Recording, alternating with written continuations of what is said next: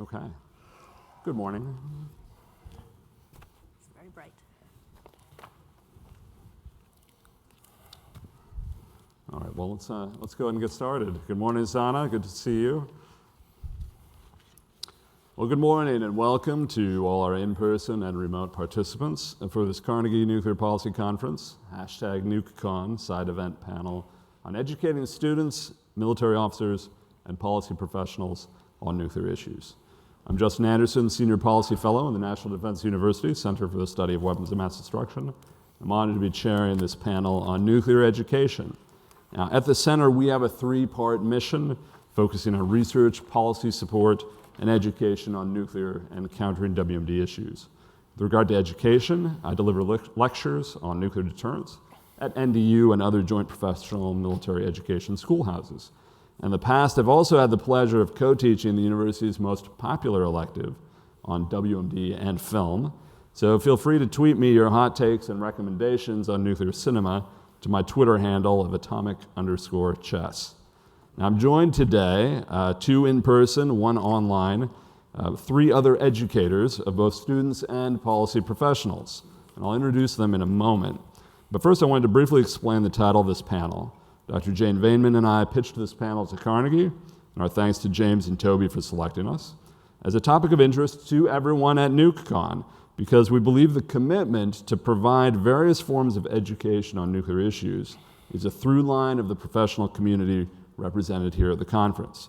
If you teach students or young professionals on nuclear topics, if you provide education or training to your colleagues to help them get smarter on nuclear issues, if you advise policymakers on how to address nuclear challenges, and if you seek to inform the public on things nuclear, then nuclear education is something you care about and something that you seek to do. So I'm delighted to be chairing a panel featuring three highly accomplished and skilled nuclear educators. They are, by way of brief introduction and in the order they will present, Dr. Jane Vainman, Assistant Professor of Political Science at Temple University, presently serving as an advisor to the State Department's Bureau of Arms Control Verification and Compliance. You can follow her on @JaneVainman on Twitter. Next, to the left, my NDU Center for the Study of Weapons of Mass Destruction colleague, Distinguished Research Fellow Paul Bernstein, who teaches deterrence and nuclear topics to officers at NDU, other places across the JPME system, to include rising general officers through NDU's Capstone program. He also recently played a key role in the just released yesterday U.S. Nuclear Posture Review. And then Dr. Sana Verschuren joining us by Zoom from Paris. Bon après-midi, Sana. She is the Marie Curie postdoctoral fellow with the Center for International Studies at Sciences Po in Paris, and whose dissertation, titled Imagining the Unimaginable, War, Weapons, and Procurement Politics, was recently the recipient of the 2022 Kenneth N. Waltz Outstanding Dissertation Award from the American Political Science Association's International Security Section. So congratulations, Sana. You can follow Sana on Twitter @SanaCJV. And the summary of accomplishments only touches on the research and writing of the panelists, so please be sure to check out their quite impressive list of publications. So Jane, Paul, Sana, I've asked each of you to present for 8 to 10 minutes. I will keep time. I will let you know at the 9-minute mark if necessary. We'll then go to audience Q&A for the balance of the hour. For our audience, you can use the conference app to pose questions to our panelists, just as you have yesterday, for those of you who are in person, or for those of you who are online, post your questions using the Zoom chat feature, and Carnegie staff will push those to the iPad here. So, Jane, we will lead off with you and your presentation on how to teach nuclear issues to undergraduates born not only well after the end of the Cold War, but now for many freshmen and sophomores born after 9/11. So, Jane? Thank you so much. Thanks to everyone. The organizers of the Carnegie Conference do such an excellent job with this sessions. And, so it's a great opportunity. Thank you, Justin. So as Justin mentioned, I'm a senior advisor at the State Department. My remarks here are going to be in my personal capacity. They don't represent the views of the State Department or the US government. I'm going to be drawing on my experience as an educator, as a professor. I'm currently on public service leave from my job at Temple University.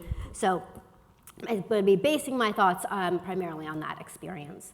And I'm going to be focusing on undergraduate education, talking about some of the sort of the trends and priorities that I'm seeing in syllabi development, and talking a little bit about what undergrads are both coming in with in terms of their misconceptions, what they respond to in nuclear-related classes, and finally some advice and takeaways that I think applies to educators and practitioners and policymakers who are interacting with educators.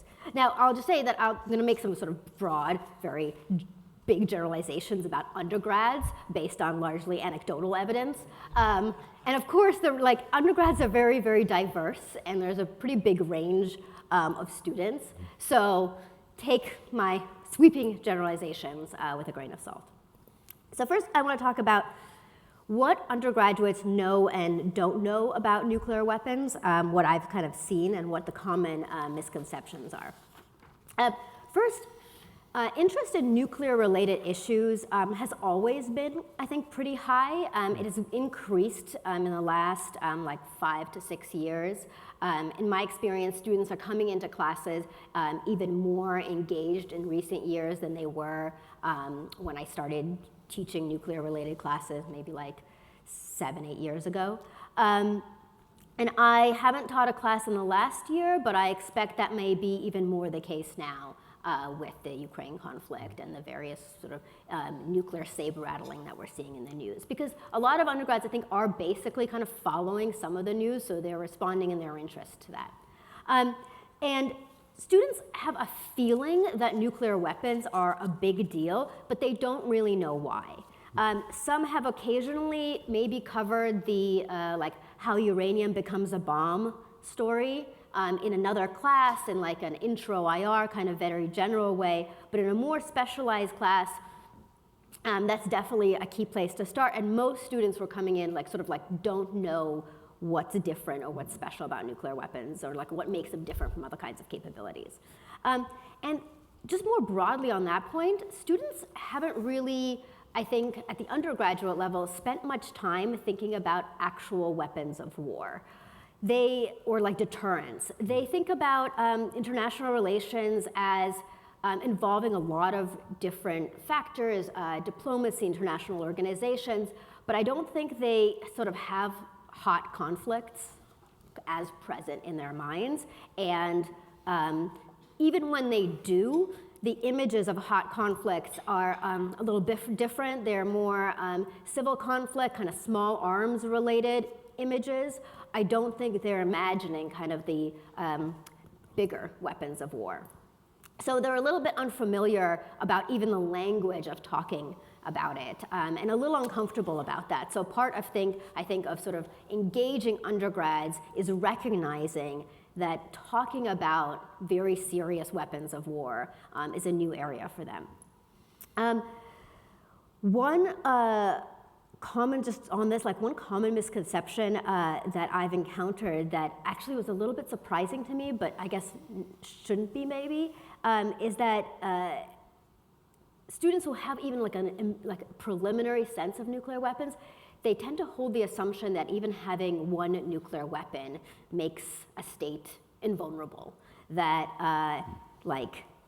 it's the ultimate, even having one is a done deal. And kind of in the same vein, that even the use of one nuclear weapon is the end-all, be-all kind of threat. So this is why I think starting classes thinking of talking about the effects and talking about nuclear use is important because of some of these preconceptions about what a nuclear weapon is.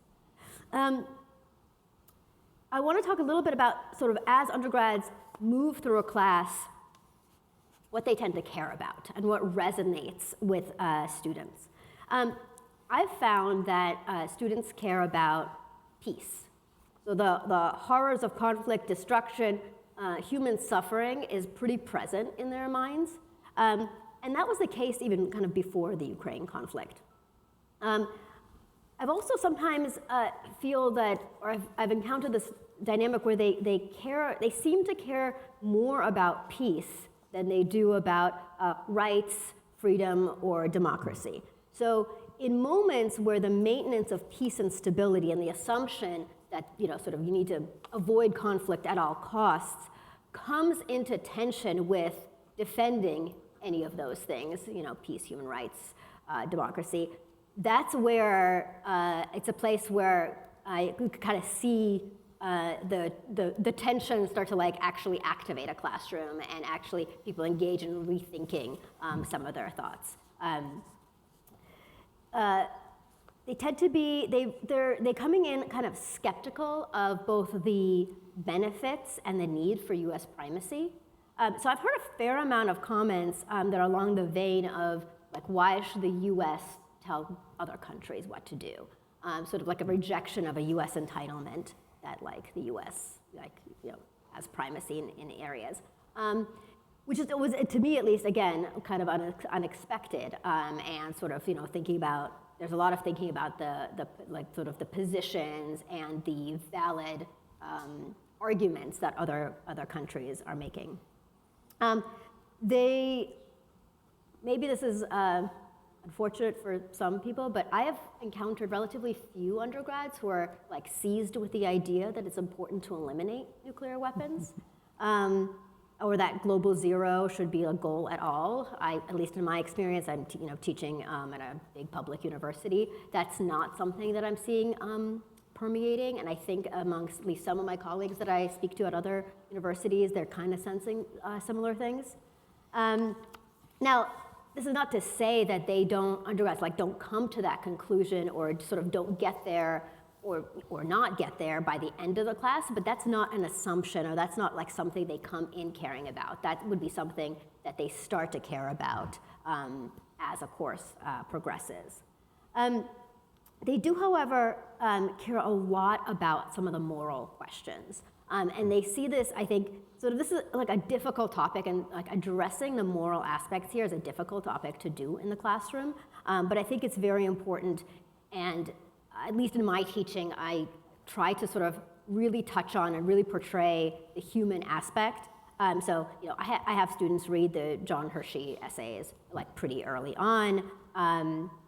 Sort of explicitly talk about the effects of nuclear weapons, view testimonies, and I think that's important in particular because then later classes which talk about deterrence in a very analytic way, it needs to be sort of both okay to talk about a highly destructive weapon in an analytic way without sort of rejecting what you just did, but it's hard to do them at the same time.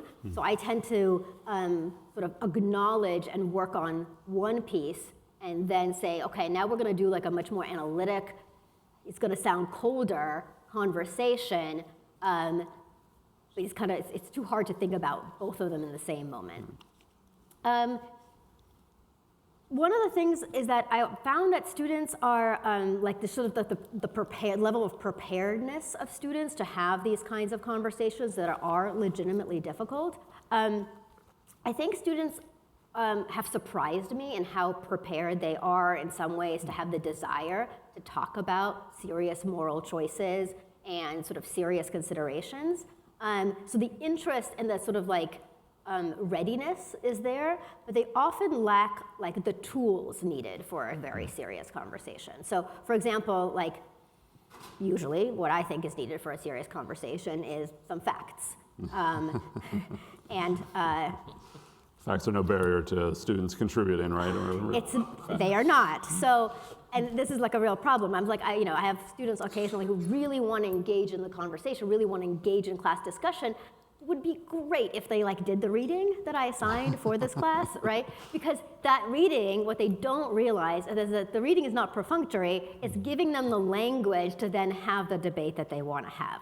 And that's for me been kind of a challenge, how to convince them that by all means, bring your opinions and your views into the conversation. I think they're ready to. It's just the language of how you talk about it is right in front of you before we start. So I think convincing them that their own views are empowered by the homework. It's tough, but that's the kind of situation. I pretty much undergrads don't even read anything these days apparently. So I think sort of I found that like they respond to, like there's a couple topics that I'll just kind of flag as like things that I think undergrads become seized with through the course of like a nuclear related class as you kind of start unpacking material. Thinking about the challenges and the dynamics of escalation, particularly as it relates to more contemporary issues and the sort of the challenges and the sort of escalation as the story, as opposed to some sort of like bolt from the blue kind of scenario. It's pretty obvious to them. I think most undergrads have encountered that the escalation dynamic is a really worrying one. And that's something that can be fostered with like scenarios and simulations. They often are very interested in nuclear use and decision making. Decision making and psychology is sort of a big topic that I've put more of in my classes.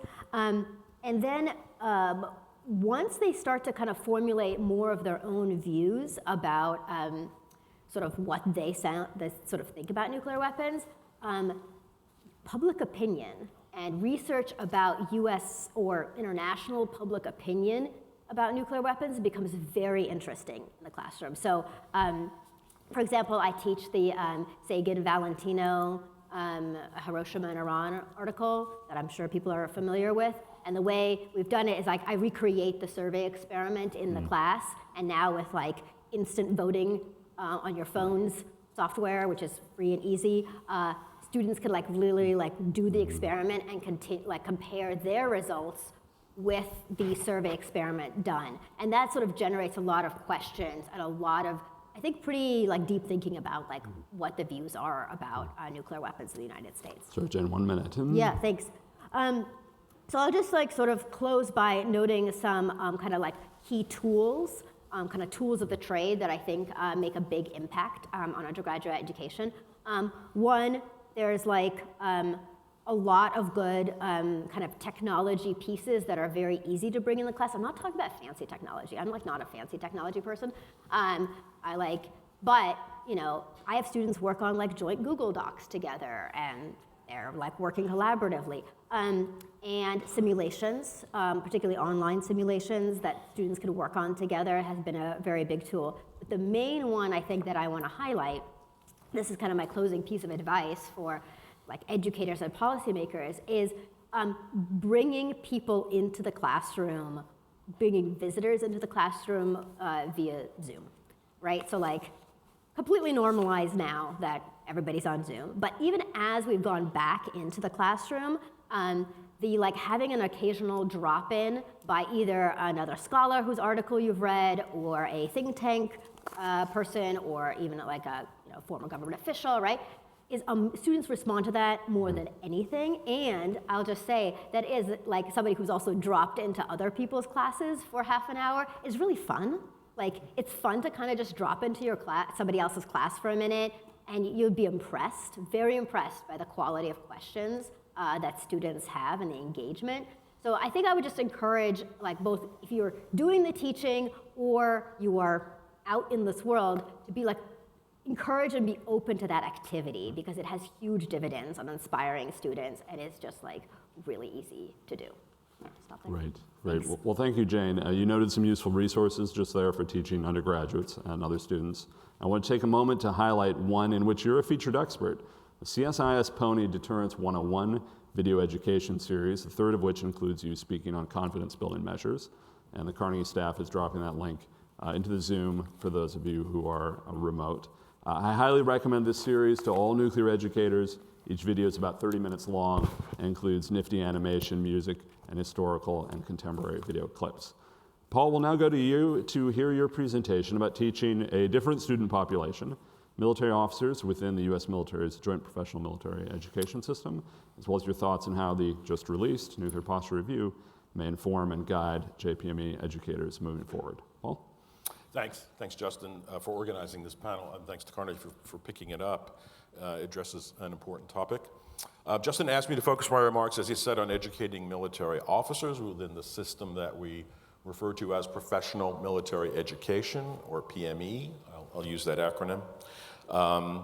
And I'm going to offer some personal observations to you, but they're observations of an institutional nature. So I'm going to sort of take an institutional perspective on this as opposed to a personal one. And what I mean by that, I think, will become pretty clear, and I am speaking for myself. I'm not a professional educator like Jane is. I consider myself a practitioner who has spent a lot of time in military classrooms at all levels and has had the opportunity as well to develop curricula and write education policy. So that's sort of the lens through which I look at nuclear education. I'd like to make 5 main points in the time that I've got. First point, there's a pressing need to improve how the professional military education system teaches nuclear issues. For most of the post-Cold War period, these issues have not been meaningfully integrated into this system, so they've been treated in an uneven, sort of scattershot way, typically outside the core curricula where students spend most of their time, and in some military schools, not really discussed at all. Now, certainly not what I would call a rigorous, system-wide, institutional kind of framework. That means while there are certainly pockets of excellence, great faculty doing sort of great programs that reflect their personal interest in the topic, until recently, there really has not been an effort to establish what I'd call a sort of a common set of learning requirements, learning objectives, and learning outcomes. And I think that's no longer a sustainable approach, mostly because it's no longer aligned with our assessment of the security environment. It's an environment which features the growing salience of nuclear weapons, increased competition with nuclear armed states, the fraying of the arms control framework, and concerns about the ways in which conventional wars could escalate. And I think there's a recognition that we're in an era in which nuclear risk shadows a full spectrum of competition and conflict, and that this has to inform everything that the DoD does in support of defense planning across the board. So going forward, the nuclear issue is not one that's important just for a specialized cadre of officers, but for the entire joint force. And that's something that needs to be reflected in the education program. Second point, we are moving, I think, toward the improvement that is needed. This began in the middle of the last decade when the chairman of the Joint Chiefs of Staff, who owns the professional military education system, designated strategic deterrence in the 21st century as a special area of emphasis in professional military education. That's really just the equivalent of sort of strongly encouraging the schools to find a place in their programs for this topic. I think what's happened since is that this effort has been strongly accelerated since 2020, when the chairman issued comprehensive guidance to the PMA system. And I'm going to quote his words here: to enhance and institutionalize professional military education to improve common understanding of nuclear capabilities and concepts across the force. Now, those words may sound, a little bureaucratic and a little ho-hum, but they're actually significant, I think, as a very direct demand signal being issued by leadership. And it's a marker, I think, being put down by leadership to the schools that says, look, this is important. It reflects real-world challenges. And it matters not just to nuclear deterrence, but to how we approach a very broad set of defense planning imperatives. I think it's important to note that this chairman's guidance was a direct outgrowth of the Nuclear Posture Review from 2018, because developing that guidance was a major task of the NPR implementation plan signed out by Secretary of Defense Mattis at the time. And I think that's important because it reminds us that major adaptations to how the DoD operates do not occur in a policy vacuum. So policy development is what helps, I think, create the conditions for institutional change, and in this case, change in how we should be providing nuclear education. All right, so my third point is really a question. What does this chairman's guidance say? What exactly are we talking about? What's the substance? Look, the guidance comes in a document that codifies the chairman's priorities for officer education and the educational outcomes that military schools are required to deliver. So for nuclear education, the requirements are both general and specific. What do I mean by that? Well, all students require at least a basic understanding of these issues. and some require more than that. Those who require more are those who are moving into assignments where they'll be working on the development of operational plans and concepts, and those slated for senior staff or leadership positions where nuclear and deterrence policy are important considerations. The most important element of this guidance, and I'm happy to share it with folks offline because there really isn't time to unpack it in a lot of detail here, but the most important element is a set of specific learning outcomes and learning objectives that are established for each level of military education, from primary to intermediate to senior to general and flag officer. And this is essentially a framework applying a common standard for a process of progressive learning over time and through career milestones. It's not a curriculum as such. I think if you looked at it, you'd recognize it's not a curriculum, but it's a pretty thorough roadmap for developing curricula and for delivering both foundational and specialized knowledge that's grounded in a common lexicon, in relevant history, in key concepts and their practical application, and in the range of policy, operational, technical, and organizational issues that we all sort of work on every day. Excuse me. I mean, the goal here, to be clear, is not to produce scholars. It's not to produce cutting-edge research. The goal here is to produce a meaningful degree of nuclear literacy or fluency so that future leaders are better prepared to deal with a set of issues that are both complex and high stakes. Okay, fourth point. This is a great construct on paper, but it's yet to be fully implemented, so there's still work to do. Those of you who work in the DoD know that the leadership is very good at generating lots of guidance. The military schools, I can tell you, are notoriously resistant to change and taking direction. So follow through on this is really critical. My football analogy is that the work that's been done has put the ball into the red zone, but to get it into the end zone is going to require helping the schools and making it as easy as possible for them to do what they've been asked to do. Some of them have the resources and the wherewithal and the expertise to do it, but some frankly don't. And then, of course, holding them accountable to what they've been asked to deliver. And this is going to, this is happening as we speak. It's going to unfold over the next couple of years. So watch this space to see what kind of success can be achieved. My fifth and final point is a little more personal, a little more general, and really draws from my experience teaching in the military education system. And it really echoes very strongly the last point that Jane made. And I think there's a truly virtuous circle and tremendous value created when you bring into the military classroom instructors who have hands-on policy experience and some familiarity with cutting-edge research being done in the field. I mean, my approach in almost every classroom I've been in now for almost 35 years is to provide students with something foundational, a context that may be historical, it may be technical, it may be conceptual, it may be some combination of those three, and then talk to them relentlessly about real-world problems and current events and the challenges that policymakers and operators are facing day to day, drawing on my own experience in this arena. And that's what I think you need in the military classroom today to deal with contemporary nuclear issues. So just like Jane said, those of you who think of yourselves as successful policy professionals but not teachers, well, you should think again, because the professional military education needs people like you. And those of you who are academics but have not had a lot of direct exposure to the policy world, well, you should get some exposure and bring that back to your classroom. I think it's important that you do that. So just to sum up quickly, I think, as I said, a pressing need to do better, a plan to make it happen at the institutional level that I think is pretty comprehensive and pretty rigorous, but really important to keep our foot on the gas to see it through. And finally, the importance of placing practitioners in the classroom when you can.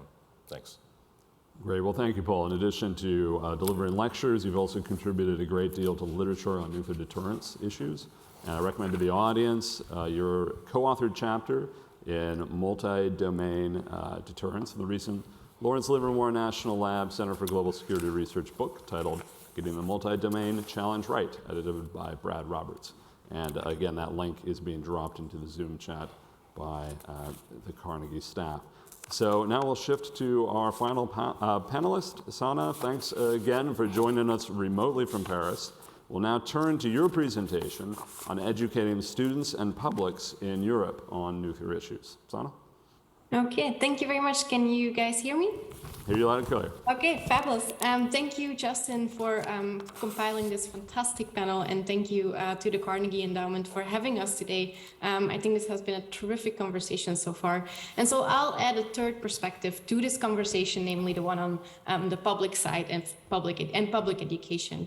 And I think the broader public is a really important stakeholder in the nuclear debate. And so to really engage the public, I will be talking about three things today. The first one is, what do we know about the public's knowledge from scholarship? The second is, what do we need to do in order to create awareness about nuclear policy, and how do we do it, as a third point. So let's delve into the first point. In the last few years, there is a turn in research towards studying the public's knowledge and public attitudes about nuclear weapons. And I want to pull up two sets of studies here. The first one is that shows that what is striking about this is that the public knows very, very little about nuclear weapons. As I wrote in a Belgian newspaper a few years ago, based on a cross-national survey that was conducted by nuclearologists in 2018, only 61% of the respondents in the study could identify Nagasaki as one of the cities that was hit by an atomic bomb. Similarly, only a quarter of the participants think that India and Pakistan have nuclear weapons, while almost half the participants think that Iran already possesses nuclear weapons. And so another key finding in the literature for me is that cues really matter in this space. So there's a recent study from Stephen Herzog, Jonathan Brown, and Rebecca Gibbons, for example, that found that elite cues, specifically substantive security and institutional critiques, matter for public opinion. In their case, it was regarding the support or opposition to the Treaty on the Prohibition of Nuclear Weapons. And similarly, a study by Abby Post and Todd Sesher highlights that when participants in their studies are confronted with different opinions and arguments, they tend to change their mind on these matters. In this case, it was a study on the support of nuclear use, and it dropped when participants were confronted with expert opinion about problems with nuclear use. And so bearing in mind these two strands of research, I think that it is important to increase the awareness about nuclear issues and to reflect upon how we talk about nuclear policy matters. And in doing so, I want to make a couple of points. So first, I think there's a need to create a sense that these weapons exist in here and now, and that they have real effects on the world. From my own experience, from talking about these issues in my community in Belgium, I have the sense that people consider these weapons things of the past, something that belongs in the history books and not something that is in the here and now. And so I think this has somewhat changed with the war in Ukraine, but we're still not there. Second, we need to find ways as a nuclear community to talk about the complexity and technicality of these issues to the broader public. We need to talk about what nuclear weapons can and cannot do. For example, we need to think about what these key security concepts mean and how they work in practice, like extended deterrence, and explain that to the public. And we also need to shed light on some of the trade-offs or costs, if you will, that are associated with these decisions. For example, nuclear weapons mean security for some, but not necessarily for others. And that is something that we see in the conflict in Ukraine today. There's also the financial aspects of some of the choices that are being made in how a nuclear arsenal gets built and how it gets modernized. We also need to think about things like nuclear safety, existential risk, and the harm that's already being caused, for example, through nuclear testing. And we need to reflect upon how nuclear policy intersects with other aspects of security policy, whether it's the role of missile defense, which is what is my area of expertise, the intersection between nuclear and conventional nuclear weapons on one hand and conventional and emergent technologies on the other hand, and the linkages to the environment. So both in terms of the effects of nuclear weapons policies on the environment, but also the climate change expectations for nuclear weapons policies. And then as a third point, I think it's also important to increase the diversity of voices in the debate. It is important for the public to have many different policy opinions and perspectives in order for the public to have informed opinions and make informed decisions about nuclear weapons policies. So for example, we need to include perspectives on the nuclear buildup, on arms control, and on disarmament in the debate. In doing so, I think it's also important to highlight the voices of people who've been affected by nuclear weapons policies. And there's fantastic scholarship and policy work already out there. I'm thinking about Toxan's Casanova's recent book on the atomic steppe. I'm thinking around work around the Marshall Islands, and highlighting these kinds of things I think is important in a public debate. And we also, and this is the European in me, we need to step beyond the US security context. Nuclear weapons are a global issue. They affect people around the world, but there's also many different perspectives on them. And this is what you see play out in Europe. There's different stakes. If you think about what nuclear policy means for a country like Belgium, where I'm from, versus what it means for the Baltics, it's an entirely different set of stakes. There's also different types of actors. In Europe alone, there's nuclear haves, there's nuclear host states, and there's nuclear have-nots. For each of these, policies look and are a lot different. And then finally, there are different conceptions of what security means and how it should be achieved. And so should be careful in nuclear education about exporting concepts from the US debate and putting them on the other geographical context. And finally, transparency as a fourth point. So too often these kinds of decisions and debates around nuclear weapons are made in back rooms or in spaces that is not available to most of the members of the public. And so we need to bring at least parts of these debates and the parts that we can into the broader public. And I think it's important to create a sense of participation, and a sense of ownership over these matters. And in order to do so, nuclear education is key. And so here's an important role for us as scholars, for the practitioners in the room, and there's many resources that already exist. I think about UN nuclear education programming, the Mayors for Peace, the Bulletin of the Atomic Scientists, the CSIS report videos that were already mentioned by Justin. But we can do a lot more. And what we can do is we can create curriculums for high schoolers. We can think more about TV programs and podcasts. We could create short videos for social media, have more forums for public debate, and create infographics. And I think we need to bring a lot of this to the younger generation because they will be responsible for nuclear policies in the years to come. And so we need to reflect upon the tools that we could use to tailor these messages and these informations to them. But I also want to reflect a little bit on the challenges in doing that from a junior scholar's perspective. So all of this work takes a lot of time, and there's a lot of competing requests on everyone's time. So this is hard to do. And so I think one of the solutions is collaboration across different stakeholders. So scholars working with practitioners and beyond is really the key here in order to get this done. And in order, for example, for me to get my research out to the broader public. And then the second bit is you need connections. And having connections is really not easy, especially as a new player in this field. And so we need spaces like today's conference where we can meet and learn from each other. And then finally, I also want to put in a little small box for the ethical engagement.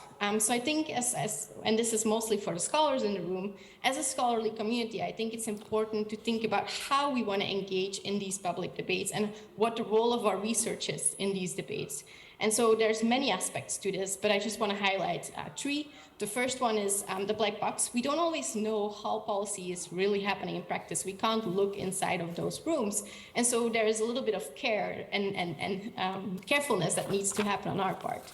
Then there's also a question of how our work is used. When we produce scholarship with lots of nuances and like asterisks and all this kind of stuff. And so there's a question as to how you can translate that nuance into a public debate.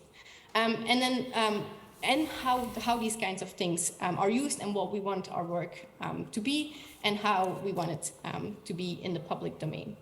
So these were my comments. Thank you, and I'll turn it back over to Justin.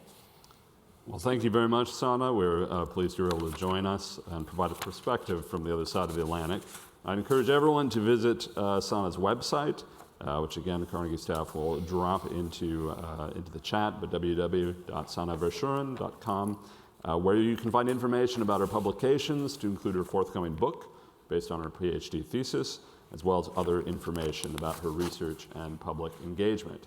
So we'll turn to audience questions, which I believe will be pushed to the iPad here shortly, or I certainly hope so. But first, I wanted to ask a question of you, Jane.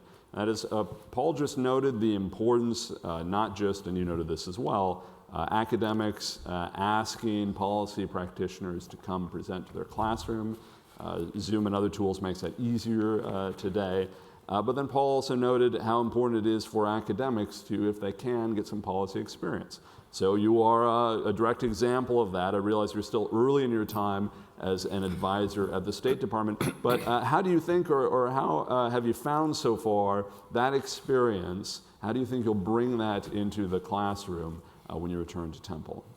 Yeah, I mean, it's a great question. I've sort of always been a proponent of bridging the gap, right? And connecting those experiences. I think some academics sort of maybe undervalue the role of that experience, particularly for teaching. I think you could talk about sort of the value of policy experience for research as kind of one area. But the second area that doesn't even get talked about very much is the value of policy experience for teaching. Because as Paul said, right, like students connect with the here and now. They connect with today's scenarios. That's what the real questions are, unless you happen to be teaching like a very specific history class. And I've had a couple of history students who only care about the 1800s. It does happen. But really, like, that's the point of engagement. I think being able to bring in like either like my own experiences or sort of even experiences of my friends and colleagues about sort of what they're thinking about.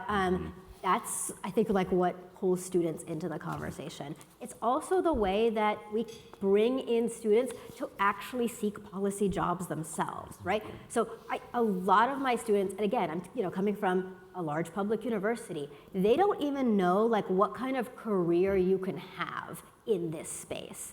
So as I start to kind of like dump data on them in terms of like, you should apply for the following things, and like you can be this kind of policymaker, or you can work for this kind of organization, or here's where like internships at these places are, right? They see them sort of the range of those options as much more accessible and attainable to them. So I think interact for me, right, as like a scholar, in my scholar capacity, like interacting with the policy space is what reveals where those opportunities are. Like, I can send you good interns who are well prepared and read their homework. But that's the goal, right? Like, we want to like funnel people into this space who are good and who can proceed to have careers here. So everyone online and here in person, all your organizations, hear loud and clear, Jane has excellent students who are willing to be interns to help you out. Paid interns, yes, that is important. So I've just been told a slight audible. If you're in person and you have a question, there will be microphones available. Excellent, microphone available right there. But let me go to a question that's been pushed to the iPad first from Carnegie's own Jamie Kwan. Jamie asks, what priority should we put on educating the general public on nuclear issues? How do you balance that important education with concerns about fear-mongering, making folks feel like they don't have any agency in nuclear issues, et cetera? Sana, why don't I push that question first to you? Yeah, fantastic. That's a great question, Jamie. Yeah, I think that is a real concern, right? Like, nuclear issues are tricky, as Jane already highlighted. They're complex, and they might be difficult for a public to grasp onto, and to work with. And we don't want people to be completely set with fear. That is also not what you want. So I think this is a really tricky balance, but I think the key is to give as much realistic information as possible, and to create spaces like here today, to, for example, create, when I was in high school, we had political debates and political, across schools, political simulations, to have those kinds of things, to have students experience what policymaking in these domains look like, what the issues of the debate are, and potentially also seek conversations. Other things, I mean, there's the G1000 in Belgium, which is like civil participation in democratic institutions and democratic thinking. There could be something similar in security issues, where we collectively reflect upon ways to go forward in these spaces, and consult the public, which also gives them a sense of agency, because I think that is also really important. People are not going to be interested if they don't have agency, if they have nothing to say, if all decisions are made behind a closed door that they don't have access to. So I hope that answers the question a little bit. Oh, it does. Thank you, Sana. I have some more questions here on the iPad, but does anyone in the audience have questions? Again, we have a microphone available. Yes, a hand back here. I think the mic will travel to you, speedily, no doubt. Is this? Yeah, it's working. So hi, everyone. Hi, Jane. My name is Ann Harrington, and I'm going to ask a question, but I'm also going to give a plug for the product that I'm here advertising, because I think it addresses, in particular, I think it follows up on a couple of the things that this panel is talking about, and also what Jane was talking about bringing policy practitioners into the classroom, which is particularly relevant in this context with this audience.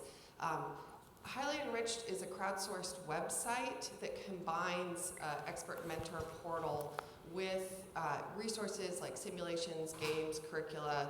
It's supposed to sort of be a online and currently entirely free Carnegie Corporation funded resource that is a way to help facilitate exactly these kinds of connections that you're talking about. So the idea is policy practitioners sign up as an expert mentor and volunteer to come into the classroom. Depending on what classroom you're in, there's opportunities to get paid for that. It's never a lot. It's usually like $100, $150, but do it virtually and then give students opportunity to follow up with informational interviews.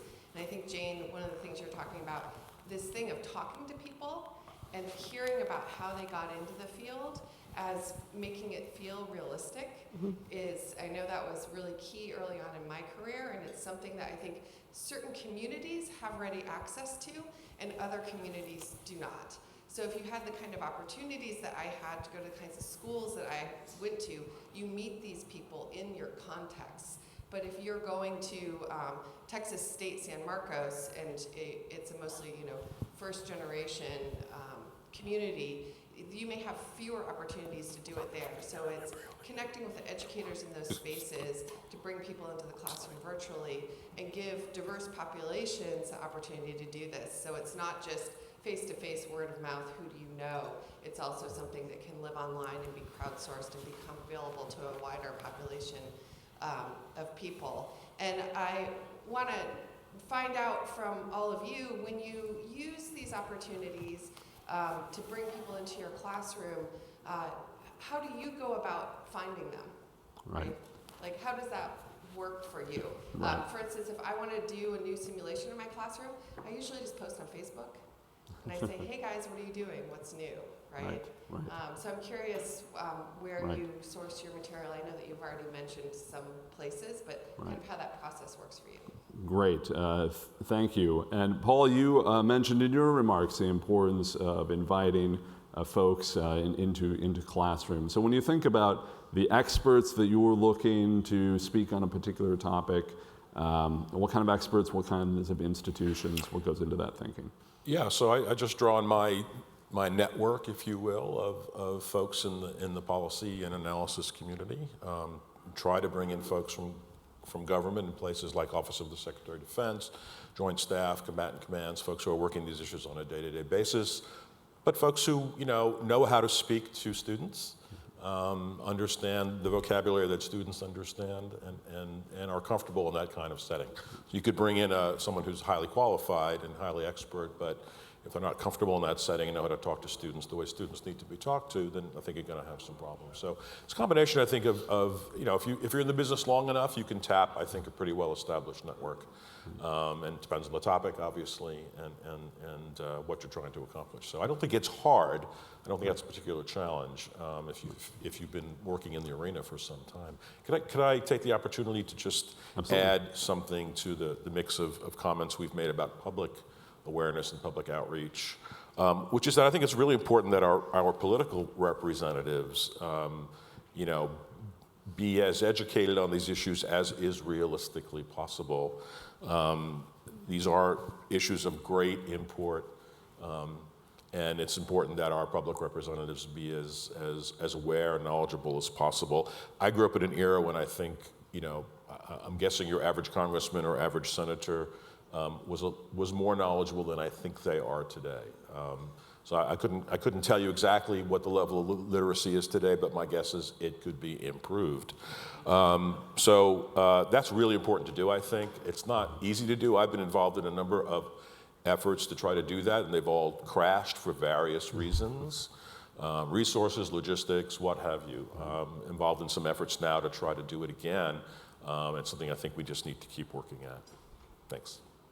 Great. And earlier, Jane, you mentioned that you've dropped into a number of classrooms already. So we have a volunteer right here in Dr. Jane Vainman, a recognized expert on arms control and confidence building measures. She's happy to speak to your classes, nuclear educators. So a good question that's come in, and this is actually from Carnegie's McKinsey Schuessler. So for young professionals who are interested in pursuing further education in this field, what are the issue areas you think the nuclear policy community will be most concerned with in the next 5 to 10 years? Where should current students be focusing their scholarship? I love this question. It's a great question.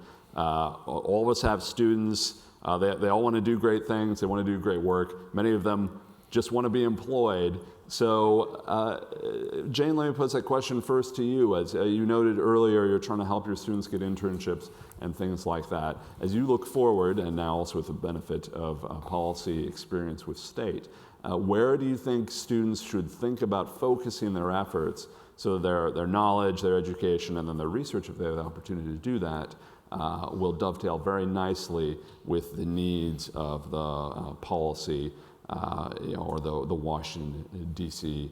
Nuclear community?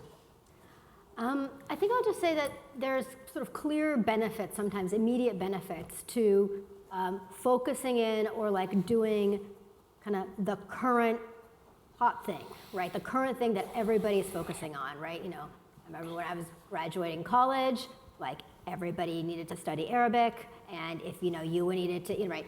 And I'm like, I speak Russian. But there was a really sort of big push. There was a really strong demand signal for like, this is the expertise we need. And that is important. And but that demand signal is often like fairly obvious, I think. What's less obvious, and what I sometimes try to sort of explain to students, is that there's a lot of issues and deep expertise is needed on a lot of issues. So you could either choose to focus on something you see pretty clearly as a current problem, like, yes, we clearly need to have like more knowledge students who know about China. We need to have like more issues and more attention to particular areas. But if you're interested in some less central issue that seems less central, like that is valuable too. Getting extreme expertise in that area is important because it's needed kind of across the board. Yeah, I guess I'll just kind of share a piece of advice that was very meaningful to me that Jan Nolan shared with me once, which is that you don't sort of need to necessarily kind of chase the main thing.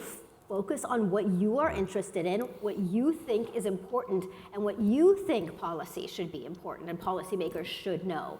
And when that moment comes, when it becomes relevant, like you never know when that could happen, and you're the person who knows about that. So kind of sticking by your own intuition of your own interests and what you think is valuable and important is a big part of this picture too. It is clearly harder to do as a junior level scholar, as an undergrad looking for a job. I guess I just encourage students to not forget their own intuition. Yes, I recall the peace dividend was a big deal when I was an undergraduate. Then everyone was focused on 9/11 and counterterrorism and issues like that.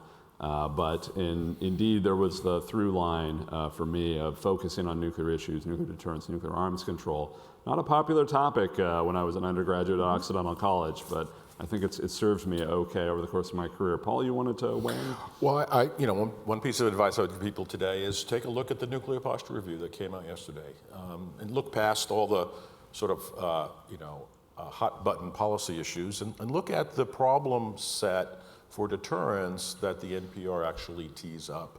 and says that, here's homework that we need to do in the years to come. At least 4 things, right? 1, trilateral nuclear deterrence, right? People are talking about that, people working on that, but there's a lot of white space there that needs to be filled.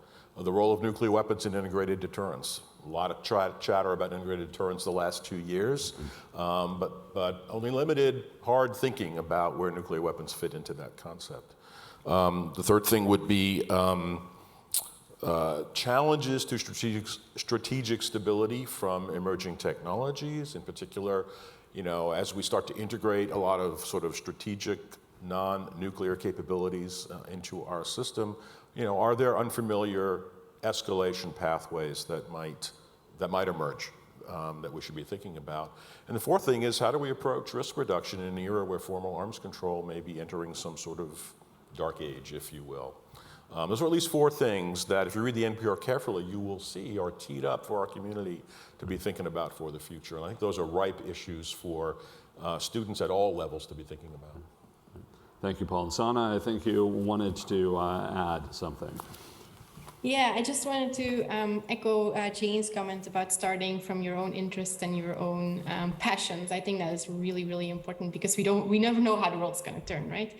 And then I want to flag a second thing, which is Bridging the Gap, which is an organization for scholars to kind of help them with bridging the work towards policymaking.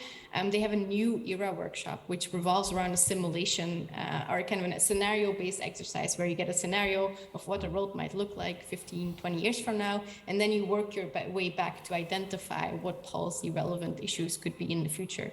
And there's an article version of this, and maybe this is also helpful for people in the room who have students who are looking for topics to think about how to do that.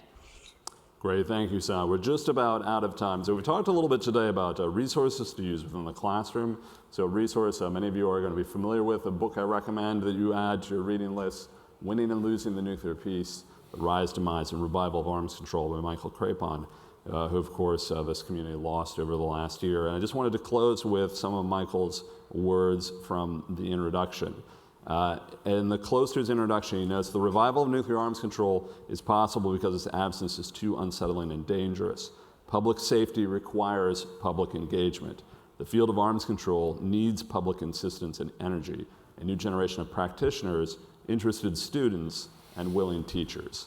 And he invites us all to lend a hand to help repair and revive the practice of arms control. And I was struck by his note on both teachers and students. Thank you all for joining us this morning, both here and online. Thank you, Jane, Paul, Sana, joining us from Paris. Please join me in thanking the panelists for being here this morning.